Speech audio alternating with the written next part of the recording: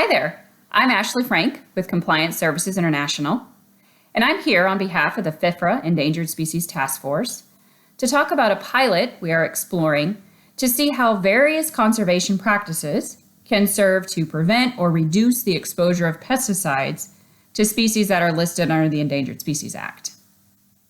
I'd like to recognize my co-authors, Leah Doozy, Tim Fredericks with Bear Crop Science, John Martin of Corteva, and Tony Bird with Syngenta. My co-authors and I are on a subgroup within the FIFRA Endangered Species Task Force exploring conservation practices in endangered species.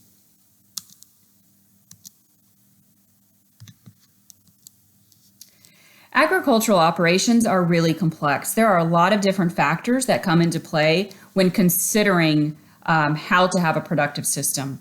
There's physical factors such as the climate, the soil, and elevation. These can sometimes drive pest pressures and nutrient management decisions that are needed. There's social and cultural factors that come into play. Economic factors such as what the market can bear, what types of technology is available, and are the capital available to support those technologies, and the regulatory drivers, one of which is FIFRA and the act under which pesticides are registered. The maintenance of these productive agricultural systems play a key role in not only our food production and supporting being able to feed the nation, but also the health of the surrounding ecosystems. We've got about a fifth of the land currently in cultivation, so keeping those areas healthy and productive also can have a positive impact on the health of the surrounding ecosystems upon which we all rely. Growers have access to a lot of different conservation programs at the federal, state, and local levels that can provide them with the technical and financial assistance to adopt conservation practices that can impact pest management decisions and have a positive impact on pest management. It's been projected that over half of the federal conservation funds under the 2018 Farm Bill would go towards working lands conservation. So would go towards these programs that are actually being done on the field or in these practices, in these agricultural systems. We're talking about things that are in the field like cover crops, conservation tillage, things that are on the edge of the field, filter strips, riparian buffers, terraces, and then other types of conservation practices. Conservation practices on these working lands, they have many benefits, from reducing erosion and contaminants from reaching the water to providing wildlife habitat. And here we've got an example of a riparian buffer with a lot of different benefits that are being recognized by this riparian buffer. Many conservation practices specifically help to prevent pesticide movement off the field. And some of these are promoted specifically for this reason by the Working Lands Conservation Programs out of USDA. But when thinking about evaluating the likelihood of a pesticide to potentially impact non-target species, including those that are listed under the Endangered Species Act, these benefits that these conservation practices are having in relation to preventing pesticide movement off the field haven't really been fully realized in the evaluation process.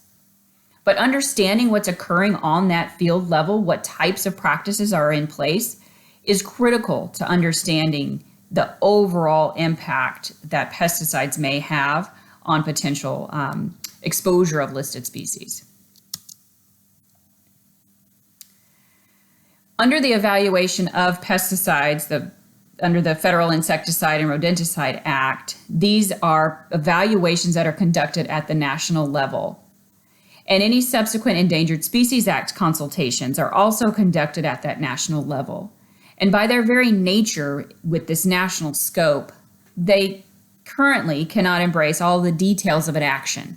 An action is a pesticide registration in this case, due to the complexity. But there may be ways to utilize these local data and utilize these practices that are already being adopted in productive agricultural systems. And this is really the kind of the heart of FESTF's data development efforts that I'm talking with you here today. So FESTF is comprised of 17 pesticide registrants, was developed back in the 90s to address endangered species and pesticide data requirements. We've been in place for over 20 years. And throughout that time, we've been a data aggregation task force. We maintain data in an information management system called Gopher. We respond to agency needs. We do some public outreach and education. And one of our latest efforts is focused on this data development aspect, which is exploring these conservation measures in the context of FIFRA and the ESA. We have an overall strategy that we're going about this pilot and thinking about this. And one of the things we've learned is that a one-size-fits-all approach isn't going to work. A strategy has to be flexible because the agricultural landscape of hops grown in the Pacific Northwest, for example, is very different than the citrus groves that are found in South Florida.